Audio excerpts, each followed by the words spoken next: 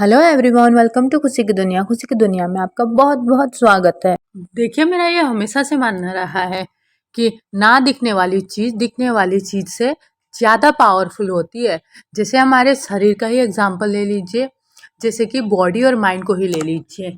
हमारा mind powerful है तो ही हम अपने बॉडी से कुछ परफॉर्म करा सकते हैं, अपनी लाइफ को एक हेल्दी तरीके से जी सकते हैं। और अगर माइंड पावरफुल नहीं है तो भले ही आपको विरासत में अच्छी हेल्थ मिली हो, लेकिन धीरे धीरे वो हेल्थ डिटोरिएट होती ही जाती है। और हम ये भी जानते हैं कि हर दिन मेंटल हेल्थ प्रॉब्लम से जूझ रहे लोगों की तादाद बढ़ती ही जा रही है। तो हम ये सब बातें आज आपसे क्यों कर रहे हैं? सिर्फ इसलिए कि रोजमर्रा की लाइफ में कई बार हमारे माइंड पर चोट पड़ती है, हमारा माइंड रिएक्ट करता है। और ये बात आप बहुत अच्छी तरीके से जानते होंगे कि जब तक हम किसी सॉफ्टवेयर को बहुत अच्छी तरीके से ना सीख ले, तब तक हम उसका बहुत अच्छे से यूज भी नहीं कर सकते हैं। तो जो हमारा इनर मैकेनिज्म है, हमारा माइंड, जो कि दुनिया के किसी भी सॉफ्टवेयर से बहुत पावरफुल सॉफ्टवेयर है, उसको समझ लिया तो इसका सही तरीके से यूज़ करना आ ही जाएगा। और खुद को मेंटली हेल्दी रखना और मेंटल पावर्स का लाइफ में यूज़ करना हमें खुशहाल जिंदगी और सक्सेस के करीब ले जाएगा। तो आज की बुक समरी है the users guide to the human mind, why our brain makes us unhappy, anxiety and neurotics and what we can do about it, जिसे लिखा है शॉन टी स्मिथ ने। आज की हम बुक समरी हमको बताएगी कि हमारा माइंड कैसे काम करता है, हमारे थॉट्स और फीलिंग्स को मैनेज करने के तरीके भी बताएगी, और ये भी कि खुशी पाने का रास्ता खुद हमसे शुरू होता है। तो चलिए बिना देरी के स्टार्ट करते हैं आज की summary. The users guide to the human mind by Shawn T Smith. क्या आपको पूरे दिन खुश और एनर्जेटिक रहने में मुश्किल होती है क्या आप अपने काम में नर्वस और डिप्रेस महसूस करते हैं? आपको लगता होगा कि जैसे आपको कोई दिमागी बीमारी हो रही है। आप चिंता करते होंगे कि आपकी दिमागी हालत को मदद की जरूरत है, लेकिन आपको कोई मेंटल इलनेस नहीं होती है। हमारा माइंड ऐसे ही काम करता है, लेकिन हाँ, आपको अपने माइंड पे नजर रखनी होगी और उसका ख्याल भी रखना होगा। पर आप ये कैसे करोगे? तो इस समरी में हम जानेंगे कि हमारा माइंड हमको परेशानी में क्यों डालता है। हम ये भी जानेंगे कि कैसे किसी मात्रा में हमको एंजाइटी यानी कि चिंता हमारे लिए अच्छी हो सकती है। अगर आपको डिप्रेसिंग थॉट से डील करने के लिए मदद चाहिए तो परेशान मत होइए। आखिर आप अपने थॉट्स और इमोशंस पर ध्यान देकर के उससे समझने लगेंगे, और तो आप अपने इमोशंस को कंट्रोल भी कर सकते हैं। आपको अपने पिगमेंटेशन या फिर हाइपर माइंड जैसे कॉन्सेप्ट के बारे में भी हम यहाँ पे सीखेंगे। हमारा जो प्रिमिटिव माइंड होता है, वो हिस्सा होता है वो जो हमको नेगेटिव फीलिंग से परेशान करता है। ये समझिए हमको सिखाएंगे कि अपने अपने हायर माइंड की मदद से हम उसे कैसे कंट्रोल कर सकते हैं। और हमें ये भी पता चलेगा कि हम दुनिया को कैसे देखते हैं, ये हमारे मूड पर डिपेंड करता है। अगर आप आज उदास महसूस करें तो आप उन्हीं चीज को नोटिस करेंगे जो आपको उदास महसूस कराती है, और अपने रहन सहन के तरीके और अपने लाइफ स्टाइल को बदलने से हमारा मूड बेहतर हो सकता है। हम जानेंगे कि कैसे अच्छी नींद, बैलेंस डाइट और रोज एक्सरसाइज करने से हमारा मूड ठीक हो सकता है। हमारा माइंड हमको वो चीजें करने से रोक सकता है जो आप करना चाहते हो। वो ऐसा एंजाइटी और डिप्रेशन के जरिए करता है। कभी कभी तो इन बातों को आपको सुनना चाहिए, लेकिन अपने थॉट्स की सुन करके आपको अपने सपने सच करने से कभी पीछे नहीं हटना चाहिए। ये समझिए आपको अपने माइंड को सुनने के लिए सही रास्ता दिखाएंगे। तो चलिए इस डीप लर्निंग जर्नी की शुरुआत करते हैं इस पहले चैप्टर से, a day in the life of a mind.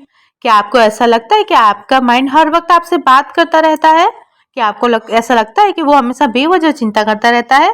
इस वजह से आपको ऐसा लगता होगा कि आपके साथ कुछ प्रॉब्लम है, लेकिन इसका बस यही मतलब है कि आपका माइंड अपना काम कर रहा है। अपने माइंड को फिक्स रखने से पहले आपको जानना होगा कि ये काम कैसे करता है। आपका माइंड कुछ कुछ आपके दिल की धड़कन, आपके सांस लेने की तरह ही काम करता है। ये कभी कभी अचानक आपके बिना चाहे भी आप सोचने लग जाते हैं। कभी कभी आप खुद से बातें करना शुरू कर देते हैं। आपके माइंड का सबकॉन्शियस पार्ट ऐसा करता है। सबकॉन्शियस माइंड के बहुत फायदे होते हैं, जैसे कि इंट्यूशंस। सोचिए कि आप गाड़ी चलाते हैं, क्या आपका कोई भी फैसला आप दूसरे गाड़ियों के सिग्नल के हिसाब से लेते हैं क्या? नहीं ना।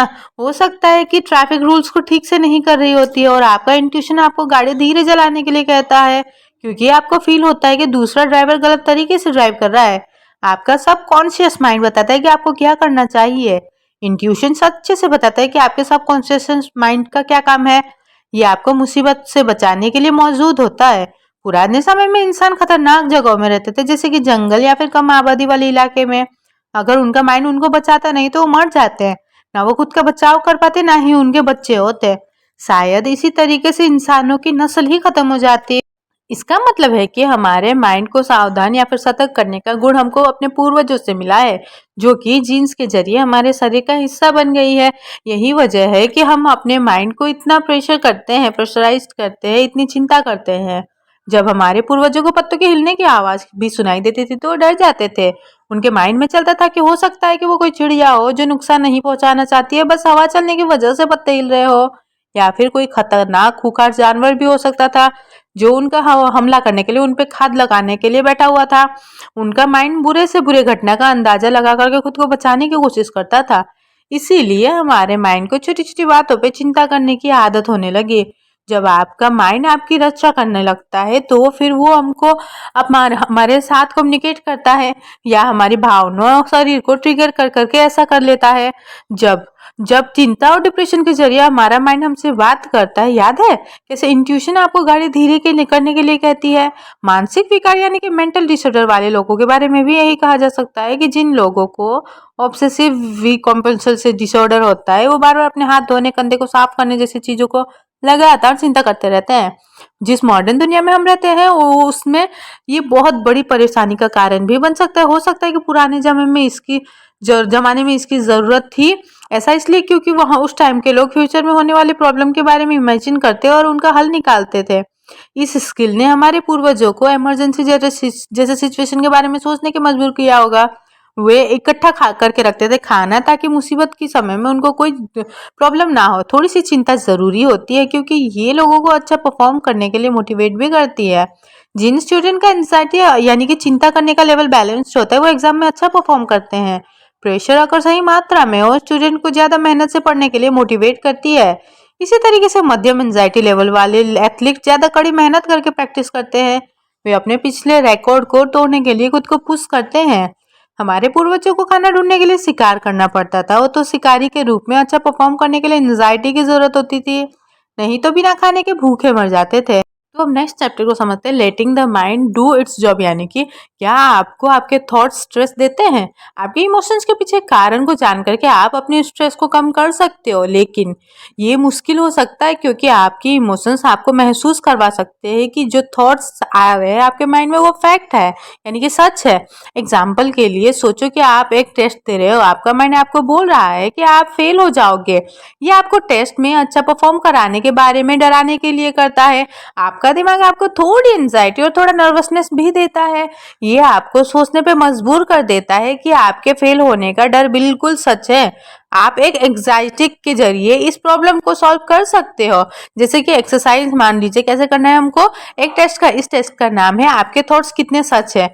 मान लीजिए कि आपका माइंड आपसे कहता है कि आप अपने जॉब में अच्छे नहीं हो।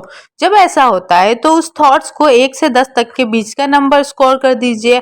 1 का मतलब होता है कि थॉट्स स्टूपिड है या फिर गलत है। 10 का मतलब होता है कि थॉट्स बिल्कुल सही है।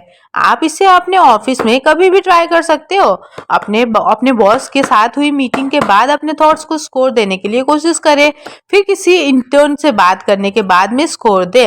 आप सोचते हैं कि आप अपने जॉब में अच्छे नहीं हैं, पर आप देखेंगे कि जब आप अपने बॉस से बात करते हैं और जब आप एक कम एक्सपीरियंस वाले इंटर्न से बात करते हैं तो आप देखेंगे कि आपके थॉट्स का स्कोर बदल गया है। आपके थॉट्स सच नहीं है, फैक्ट नहीं है। एक इंटर्न से बात करते वक्त आप खुद को ज्यादा काबिल महसूस करते हैं। अपने बॉस से बात करने के बाद एक फेलियर की तरह महसूस करते हैं। आपके इमोशंस आपके थॉट्स पर असर डालते हैं। क्या आप अपने जॉब में अच्छे नहीं हो, पर आप ये कैसे जानोगे कि आपके थॉट्स कब सही होते हैं, कब गलत होते हैं? पहला स्टेप से अपने थॉट्स और इमोशंस पर ध्यान दे करके इन्फॉर्मेशन इकट्ठा करना। अपने थॉट्स को ऑब्जर्व करने के लिए इमेजिन करें कि आपके माइंड में छोटे छोटे सोल्जर क्रिएट कर रहे हैं। जो सोल्जर्स अपने हाथ में साइन पकड़े हुए मार्च कर रहे हैं। इन साइंस पर आपके थॉट्स लिखे हुए हैं। आप एक साइन देखते हैं जिसपे लिखा हुआ है कि आप एक प्यार परवाह करने वाले पर्सन है। दूसरा साइन ये कह सकता है कि आप एक गैर जिम्मेदार वर्कर है। अब आप शायद किसी एक साइन की वजह से डिस्ट्रैक्ट हो सकते हैं, लेकिन यहाँ आपका गोल किसी भी साइन या थॉट्स पर ध्यान देना नहीं है, सिर्फ उन्हें ऑब्जर्व करना है। खुद से ये मत पूछिए कि आप कोई गैर जिम्मेदार वर्कर कैसे है। आप बस इसे ऑब्जर्व करना है। ये एक्सरसाइज का आसान पार्ट है। मुश्किल पार्ट है डिस्ट्रैक्शंस को अवॉइड करना। इसके लिए खुद को याद दिलाते रहिए कि आपके थॉट्स सच नहीं है। अपने इमोशंस को ऑब्जर्व करना थोड़ा अलग होता है, ये थॉट्स के जितने साफ नहीं होते हैं। जब आप अपनी फीलिंग्स को देखते हैं तो पहले ये समझने की कोशिश करते हैं कि आप क्या फील कर रहे हैं। उस इमोशन को नाम दे, जैसे कि गुस्सा, एंजाइटी, उदासी। फिर ये तय करें कि आपके इमोशंस कितने पावरफुल हैं। आप इसके लिए भी 1 से लेकर के 10 तक की स्केल का इस्तेमाल कर सकते हो। एक बार जब अपने इमोशंस को आप पहचान लेते हो तो आप ये समझने की कोशिश करें कि आप ऐसा क्यों फील कर रहे हो। जितना स्पेसिफिक हो सके उतना होने की कोशिश करें। ये इमोशन किस वजह से आया, आप कितनी उदासी या गुस्सा महसूस कर रहे हैं। सबसे अच्छा होगा कि आप इसे जोर से बोले या फिर इसे लिख लें। इस एक्सरसाइज को रोज करने के लिए आपको अपने इमोशंस को समझने में हेल्प मिलेगी। आप हर इमोशंस के लिए ट्रेड्स और पैटर्न्स को देख पाएंगे। इस अंडरस्टैंडिंग के साथ में आप अपनी फीलिंग्स को कंट्रोल कर पाएंगे। अब नेक्स्ट चैप्टर में हम जानेंगे कि वैल्यूज एंड एक्शंस का क्या काम होता है। हमारे माइंड के 2 पार्ट होते हैं, प्रिमिटिव माइंड और हायर माइंड। प्रिमिटिव माइंड को इमोशंस हैंडल करते हैं। ये हिस्सा बहुत जल्दी डर जाता है और ये आपके एंजाइटी और डिप्रेशन का भी शिकार करता है, आपको जिम्मेदार होता है उसके लिए। आपका हायर माइंड ज़्यादा समझदार होता है, लॉजिकल होता है। ये हमको फैसले लेने के लिए हेल्प करता है। ये डिसाइड करता है कि कौन सी चीज़ मतलब की है, कौन सी ज़रूरी है। कभी कभी अपने प्रिमिटिव माइंड को सुनना ठीक होता है, ये आपको बचाने का काम करता है, लेकिन बहुत ज़्यादा अपने प्रिमिटिव माइंड को सुनना हमें नुकसान पहुंचा सकता है। ये आपको उस पॉइंट तक एंशियस यानी कि चिंतित बना सकता है कि अपने लिए एक नॉर्मल जिंदगी जीना मुश्किल हो जाएगा। पिलिनोल का एग्जाम्पल देखते हैं, जो एक जादूगर है जो अपने फ्रेंड्स के लिए मैजिक शो करना बहुत पसंद करती है। लोगों के चेहरे पर मुस्कुराहट देख करके उसको हैप्पी मिलता है, खुशी मिलती है। एक दिन पेलिनोल जब काम पे जा रही थी तो उसका एक्सीडेंट हो गया। किसी ने उसकी कार को ठोकर मार दिए, पर किसी को चोट नहीं आई।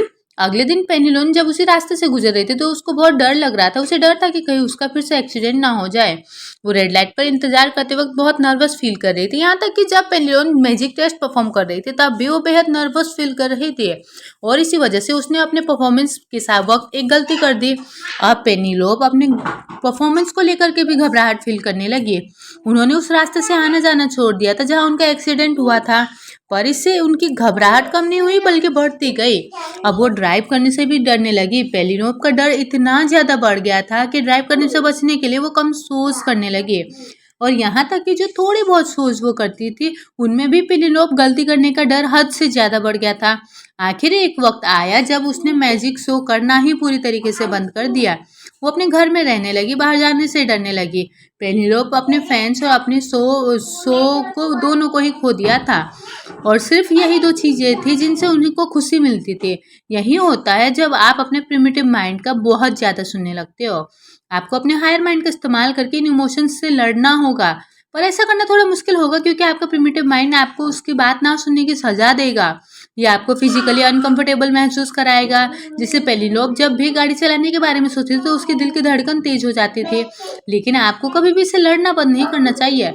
अगर आप अपने प्रिमिटिव माइंड को खुद को एक बार रोकने की देंगे तो फिर तो वो और ज़्यादा ताकतवर होता जाएगा, जैसे कि पेनिलोप के केस में हुआ था। हो सकता है कि ऐसा स्टेज आए आखिर में जहां आप हर चीज़ के लिए डरने लगे। वहीं अपने प्रिमिटिव माइंड को बस एक बार हराना भी चीज़ों को आसान बना दे सकता है। जब आपकी एंजाइटी बढ़ जाती है तब वो आपको कुछ चीज़ें करने के लिए कहती है, जैसे आपको पार्टी में लोगों से मिलने के लिए, बचने के लिए, बाथरूम जाने या फिर अपना फ़ोन देखने के लिए कहती है। जब ऐसा हो तो बस उस पैटर्न को तोड़ दे, अपने फ़ोन को बंद करके रखें। इससे आपके फ्यूचर में लोगों के लिए मिलना जुलना आसान हो जाएगा। अपने वैल्यूज़ को पहचानना आपके प्रिमिटिव माइंड से आपकी लड़ाई को आसान कर देगा। आपकी वैल्यूज़ वो चीज़ है जो आपके लिए सबसे ज़्यादा इम्पोर्टेंट होती है या मायने रखती है। हर इंसान के वैल्यूज़ अलग अलग होते हैं। कुछ लोगों को लगता है कि हर चीज़ इम्पोर्टेंट है बहुत ज़्यादा, और बाकियों को लगता है कि कुछ भी बहुत इम्पोर्टेंट नहीं होता है। इस प्रॉब्लम को एक सिंपल एक्सरसाइज के जरिए भी सॉल्व किया जा सकता है। आमतौर पर लोगों के वैल्यूज़ कुछ कैटेगरीज में आते हैं। पहला आपकी फैमिली और बच्चों के साथ में रिश्ते के में जो वैल्यू होता है वो होता है, और फिर अपने रोमांटिक रिलेशनशिप में और दोस्तों में आता है। कुछ लोग अपनी पढ़ाई में अपने वैल्यूज़ को ढूंढते हैं। कई लोग तो अपने धर्म, हेल्थ, हॉबी या कम्युनिटी में भी वैल्यू को ढूंढते हैं। बट अपनी वैल्यू को पहचानने के लिए इन कैटेगरीज को देखें और ये आप में कितना मायने रखता है उस हिसाब से उनको रैंक दे। अब तय करें कि क्या आप उस तरीके से जी रहे हैं जो आपके वैल्यूज़ को पूरा करता है। अगर नहीं तो ये जानने की कोशिश करें कि आपको क्या रोक रहा है और आप उसे परफॉर्म करने के लिए क्या कर सकते हो। जब आप अपने वैल्यूज़ को डिसाइड करते हो तो ध्यान रखिए कि आप उन्हें अपने गोल्स ना समझ ले। मैं एक हेल्दी लाइफ जीना चाहती हूँ। ये एक वैल्यू है। मैं मोटी नहीं होना चाहती हूँ, ये एक गोल है। गोल्स को एक समय में पाया जा सकता है, समय के अंदर, पर वैल्यूज पूरी जिंदगी आपके साथ रहनी चाहिए। आप कैसे बिहेव करना चाहते हैं उसके लिए आपको वैल्यू गाइड करती है। ये कोई मंजिल नहीं है जहां आप बस पहुंचना चाहते हो। अपने वैल्यूज को पूरा करते वक्त बहुत सी मुश्किलें आती है। आपका प्रिमिटिव माइंड हमेशा आपको खुद पर डाउट करने के लिए मजबूर करेगा। आप दूसरों की उम्मीदों को पूरा करते करते अपने वैल्यू के ट्रैक से डगमगवा भी सकते हैं। कुछ ऐसी चीजें जो जिससे आप अपने वैल्यूज को खोने से बचा सकते हैं। ये तरीका है खुद को रोज अपने वैल्यूज को लिख करके या बोल करके याद दिलाना। आप अपने वैल्यूज को फॉलो करने के लिए प्लान भी बना सकते हैं। नेक्स्ट चैप्टर है welcome to your state of mind, यानी कि आपके माइंड की हालत या फिर स्टेट ऑफ माइंड। ये एक ऐसी हालत है जो लंबे समय तक बनी रहती है। इसे हम मूड भी कहते हैं। एग्जाम्पल के लिए सोचिए कि आप में बहुत कम एनर्जी और आप उदास महसूस कर रहे हैं। इसका मतलब है कि आपका मूड लो है, यानी कि आपका मूड खराब है। आपका मूड आपके सोचने के तरीके या फिर आप दुनिया को कैसे देखते हैं इस पे भी असर करता है। 2010 में की गई एक स्टडी से हमारे चेहरे के एक्सप्रेशंस को ऑब्जर्व करने के लिए कहा गया। पार्टिसिपेंट्स को ये बताना था कि जो एक्सप्रेशन वो देख रहे हैं वो खुशी के हैं या फिर उदासी के हैं। जिन लोगों का नेगेटिव मूड था उन्होंने उदासी वाले एक्सप्रेशन को आसानी से पहचान लिया और खुशी वाले चेहरे को पहचान ही नहीं पाए। जिन लोग का मूड पॉजिटिव था उन्होंने उल्टा किया, उन्हें उदासी वाले एक्सप्रेशन को पहचानने के लिए मुश्किल हुई। ये स्टडी बताती है कि कैसे आपका देखने का नजरिया आपके मूड के हिसाब से बदल जाता है। अगर आपका मूड खराब है तो आपका दिमाग सिर्फ उसी चीजों को दिखेगा जो कि आपके मूड को और खराब करेगा। आपका मूड आपकी मेमोरी पर भी असर करता है। अगर किसी इवेंट के दौरान आप अच्छे मूड में थे तो आपको सिर्फ अच्छी मेमोरीज ही याद रहेगी। आपके मूड का असर आपके डिसीजन लेने के ऊपर भी डिपेंड करता है। तो अगर आपका मूड खराब हो तो आप क्या कर सकते हो? खराब मूड में आपका माइंड पूरी मेमोरी को इकट्ठा करता है और बुरे डिसीजन लेगा। इसका सॉल्यूशन भी अपने थॉट्स को माइनस करने जैसा ही है। आप अपने मूड को ऑब्जर्व कर सकते हो और याद रखिए कि आपका सोचने का तरीका बिल्कुल गलत भी हो सकता है। सिल्वे का मूड अक्सर लो होता था। जब भी उसका मूड ऐसा होता तो वो अपने आसपास के हर इंसान पर शक करने लगता था। एक बार क्या हुआ था तो उसने अपने जो गर्लफ्रेंड पर जानबूझ करके उसके फीलिंग्स को हर्ट करने का इल्जाम लगा दिया। इस घटना के बाद शिवा को थेरेपी भी जाना पड़ा। थेरेपिस्ट ने उससे कहा कि जब उसका मूड ठीक हो तब उसे अपने थॉट्स को ऑब्जर्व करना चाहिए। मान लीजिए कि जब वो अच्छे मूड में थे तब सिल्वी देख पाए कि वो उसके गर्लफ्रेंड के बारे में उसके थॉट्स कितने अलग थे। जैसे जैसे इस एक्सरसाइज के साथ में उसका एक्सपीरियंस बढ़ता गया, उसका मूड बेहतर होता गया, क्योंकि अब वो समझ गया था कि उसका शक गलत भी हो सकता है। Mind the basics. आपके मूड पर बहुत सी चीज़ों का असर पड़ता है। कुछ लोगों का सुबह सुबह मूड खराब हो जाता है पर बाद दिन भर में उनका मूड अच्छा हो जाता है। कुछ लोगों का मूड तब खराब होता है जब उनके साथ में कोई नहीं होता। कुछ लोग अकेले रहने से खुश होते हैं। इसीलिए ये जानना जरूरी है कि वो कौन सी चीज़ें जो आपके मूड पर असर करती है। जो होने वाला है आप उसे कंट्रोल नहीं कर सकते हो और आप उन चीज़ों को कंट्रोल कर सकते हो जो आपके मूड पर असर करती है। वो है आपकी डाइट, लाइफस्टाइल और फिटनेस लेवल। खाने में 3 चीज़ें ऐसी है जो लोगों के माइंड पर बुरा असर करती है। वो है चीनी, कैफीन और शराब। वो लोग जिसे पोस्ट ड्रामेटिक डिसऑर्डर या फिर PTSD था उन पर एक स्टडी की गई। ये एक तरह का स्ट्रेस डिसऑर्डर है जो किसी दर्दनाक हादसे की वजह से होता है। जिन लोगों को PTSD होता है वो अपने स्ट्रेस से बचने के लिए अक्सर शराब का सहारा लेते हैं और स्टडी ने पाया कि शराब का इस्तेमाल करने से उनके सिम्टम्स टाइम के साथ ही और ज़्यादा बदतर हो गए थे। कुछ लोग बिना कॉफ़ी के अपना काम शुरू नहीं कर पाते और ज़्यादातर लोगों को इससे नुकसान नहीं होता। लेकिन अगर आपको एंजाइटी है तो कैफीन आपको और भी ज़्यादा खराब कर सकती है। कैफीन आम लोगों में भी एंजाइटी डिसऑर्डर पैदा करता है। इसके और भी साइड इफेक्ट होते हैं जैसे कि नर्वसनेस होना और फिर आर्टी कंडीशन जैसा कि डेकाकार्डिया या फिर इरेगुलर हार्ट प्रॉब्लम होती है। और अच्छे खराब मूड को ठीक करने के लिए चीनी का यूज़ करते हैं। चीनी हमको अचानक से एनर्जी देती है और लो मूड को ख़त्म करती है। ऐसा इसलिए होता है कि शुगर खाने से हमारे ब्रेन में सेरोटोनिन नामक का हार्मोन रिलीज होता है और सेरोटोनिन हमारे मूड को अच्छा करता है और हमको खुश करता है। लेकिन जब आपकी बॉडी शुगर को एब्जॉर्ब कर लेगी तब आपका लो मूड वापस आ जाएगा। इसलिए आपको और ज़्यादा शुगर खाने का मन करेगा। लो मूड और हाई शुगर के बीच में स्विच करना आपके माइंड के लिए सही नहीं है।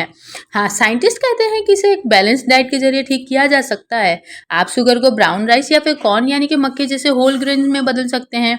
इन चीज़ों को आपकी बॉडी धीरे-धीरे अब्ज़ॉर्ब करती है और आपको लंबे समय तक के लिए एनर्जी देती है। शुगर को आपकी बॉडी जल्दी अब्ज़ॉर्ब कर लेती है और इसलिए आपको बार-बार खाने की इच्छा होती है। ज़्यादा फल, सब्जी और मीट खाना डिप्रेशन कम करने में हेल्प कर सकता है। रोज एक्सरसाइज करना पार्किंसन, डेमेंशिया और स्टोन का रिस्क कम करता है।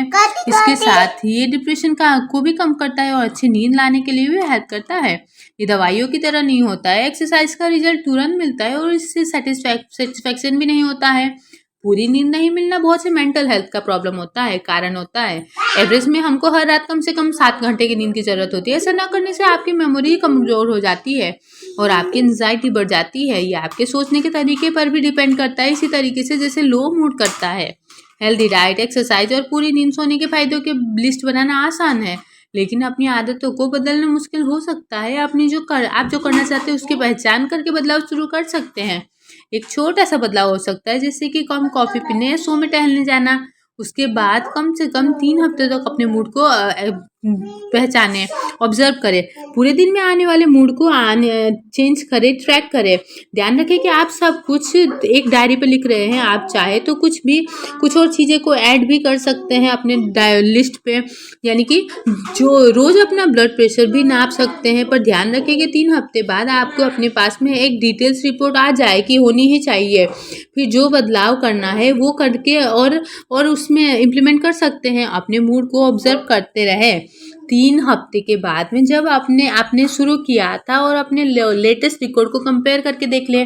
अगर आपकी खुशी और एनर्जी का लेवल बढ़ गया है तो फिर नई हैबिट को कंटिन्यू करें। अब इतनी सारी बातें सीखने समझने के बाद में अब आते हैं कंक्लूजन पर। हमने जाना कि क्यों हमारा माइंड चिंता, घबराहट और डिप्रेशन देता है हमको। हमें ये टेंडेंसी अपने पूर्वजों से आई है, जो इस चीज़ का इस्तेमाल जिंदा रहने के लिए करते थे। थोड़ी सी घबराहट घबराहट अपने हमारे मेंटल और फिजिकल परफॉर्मेंस को इम्प्रूव करता है। डिप्रेशन हमारे के माइंड का एक तरीका है जो हमको ये बताना चाहता है कि हमको कुछ समय रुक करके खुद पे ध्यान देने की ज़रूरत है। दूसरा, हमको इस वजह से फेल होते नहीं हम, क्योंकि हमारे थॉट्स ऐसा करते हैं। तो थॉट्स सच नहीं होते। अपने थॉट्स को ऑब्जर्व करने से हम उन पर कंट्रोल करने में मदद मिल सकती है। अपने थॉट्स को 1 से लेकर के 10 तक में रेट करने की कोशिश करें। इससे हम तय कर पाएंगे कि वो कितने सच हैं। आप इसे अपनी इमोशंस पर भी अप्लाई कर सकते हो। देखिए कि आप कितना ज़्यादा किसी इमोशंस को महसूस करते हो और इस किस चीज़ ने उसको ट्रिगर किया है। तीसरा, हमने जाना कि कैसे हमारा प्रिमिटिव माइंड हमको हमारे गोल्स तक पहुंचने के लिए रोकता है। इसे लड़ने का एक तरीका है जो है अपने हायर माइंड का इस्तेमाल करना। इस लड़ाई को जीतने के लिए आपको अपने वैल्यूज़ को पहचानना होगा। वैल्यूज़ आपकी ज़िंदगी की वो चीज़ है जो आपके लिए सबसे ज़्यादा इम्पोर्टेंट होती है। आपके वैल्यूज़ आपको आपके इमोशंस को मैनेज करने के लिए हेल्प करती है। चौथा, हमने जाना कि कैसे हमारा मूड हमको दुनिया को देखने के नज़रिए को असर करता है। जब आप लो मूड में होते हैं तो आप हर चीज़ को नेगेटिव तरीके से लेते हैं। आप इसे अपने मूड को ऑब्जर्व करके जब आप बेहतर फील करते हैं उस समय को याद करके सॉल्व कर सकते हो। आखिर में हमने अपने माइंड और अपने फिजिकल हेल्थ के बीच के कनेक्शन को जाना। आपके डाइट में शुगर, कैफीन और शराब का लेवल ज़्यादा होना अनहेल्दी है। इससे आपको स्ट्रेस, एंजाइटी और डिप्रेशन हो सकता है। रोज एक्सरसाइज करने से माइल्ड डिप्रेशन को तुरंत ठीक किया जा सकता है। रोज रात को अच्छी नींद लेना आपकी घबराहट को कम करेगा और आपकी मेमोरी को भी बढ़ाएगा। हम सब अपना नींद अच्छे मूड के साथ में बिताना चाहते हैं, पूरी एनर्जी के साथ में। हम सब अपने सपने को पूरा करना चाहते हैं और खुशहाल रिश्ता निभाना चाहते हैं। आपको इस चीज़ को पाने के लिए सबसे जो ताकतफुल फोर्स, जो ताकतवर पावर है वो हमारा खुद का ही है। यानी कि हमारा माइंड कैसे काम करता है, आप इसके साथ मिलकर के अपने गोल्स तक पहुंच सकते हैं और एक अच्छी ज़िंदगी जी सकते हैं।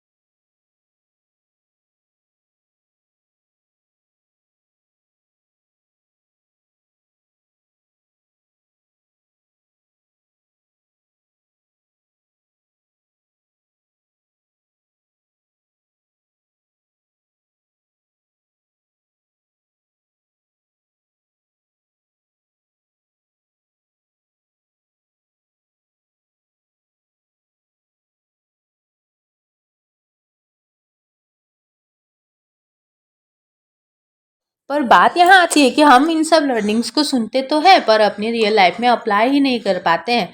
अगर आपको याद होगा 18-20 प्रिंसिपल, तो हम उन 20% लोगों में से हमको बनना है जो अपनी लाइफ का प्रॉपर यूज़ करते हैं। सुन करके अगर हम उसको अपनी लाइफ में इम्प्लीमेंट नहीं करेंगे तो वो कोई काम का नहीं है। तो होप करते हैं कि आप अपनी लाइफ के लिए आगे बहुत सक्सेसफुल होंगे। इसी बात पे यहाँ समरी तो होती है यहीं पे ख़त्म। आपको अगर कोई फीडबैक देना हो या फिर कोई दूसरी समरी सुननी हो तो फिर आप कमेंट बॉक्स पे मैसेज कर सकते हैं और इसके प्लेलिस्ट में जाकर चेक कर सकते हैं। इसमें बहुत सारी बुक्स इन्फॉर्मेशन से रिलेटेड, टेक्नोलॉजी से रिलेटेड, इन्वेस्टमेंट से रिलेटेड, भगवत गीता, सारे लिस्ट देख चेक कर सकते हैं अगर आपको कोई बुक पसंद आए तो। Thank you for listening this audio. Thank you so much.